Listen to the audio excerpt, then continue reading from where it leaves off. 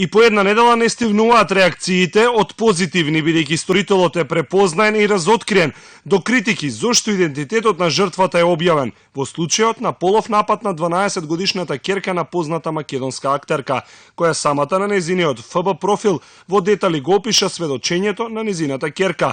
Сепак одби да зборува пред камера, зошто се одлучила на таков чекор и мотивите за јавно откривање на целиот случај, заедно со идентитетот и фотографија од детето.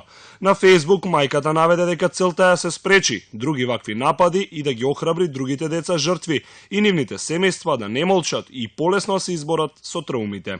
Добив над 500 писма во инбокс од девојчиња, жени, кои биле злоставувани или не кажале никогаш, затоа што мислеле дека се виновни и никогаш не го фатиле предаторот. Сите останати кои продавате демагогии, како детето ќе се справи, сигурно нема вие истите да се бавите со неа, туку јас и стручен тим. Јас сум стрикна мајка што детето ми кажа се и препозна злосторник.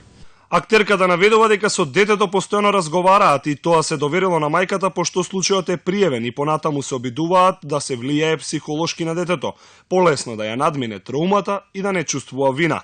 Од детската амбасада Мегеши вела дека односот и разговарањето помеѓу детето и родителот во ваквите случаи е позитивно. Со самото премолчување стануваме индиректен соучесник во сето тоа. Па од тука охрабрувањето оди дотаму, значи да децата жртви да говорат за тоа, односно да разговараат, прво да се доверат, значи, на своите родители, а комуникацијата меѓу родителите и децата е особено битна во овој момент, да биде на такво ниво каде што децата ќе имаат доверба да разговараат со своите родители за тоа, и тоа е еден од основите за и една од елементите на одговорното родителство, каде што би можело да се говори за тоа. Од друга страна, дел од јавност имаше дилеми, дали воопшто е неопходно родителот јавно да го открие идентитетот и на тој начин да зборува за случајот, од причини што тоа дополнително може да биде траума за детето.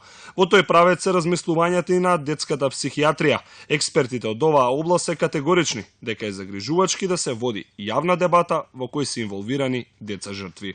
Откривањето на идентитетот на детето, прикажување фотографии на дете, јавна дебата за конкретни случаи може да биде потенцијално повредувачка и може да влие на натамошниот развој на детето.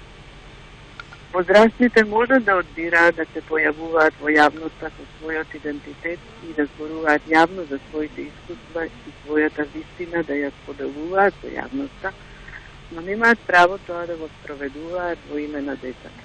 Според Ралева, спречување на вакви случаи не се спроведува со подигање на јавната свест преку конкретни примери на злоупотребени деца, туку со доследно и континуирано застапување за правата на децата во сите домени на нивното живење. Најчесто така наречената двојна виктимизација се случува откако медиумите или надлежните ќе го откријат идентитетот на жртвата, што е пак дополнителна траума, потсетување на нападот, но и соочување со реакциите од околината.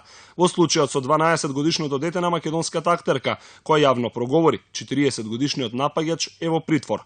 Мајката објави дека тој бил семеен познаник, а дел од порталите објавија и негова слика и идентитет. Обвинителството соопшти дека осомничениот не извршил облјуба врз детето, туку се товари за вршење други полови дејствија, како што стои во членот 188 став 1 од Кривичниот законник. Министерството за труд и социјална политика во 2012 година изготви регистар на педофили во кој има на 200 регистрирани педофили во земјава.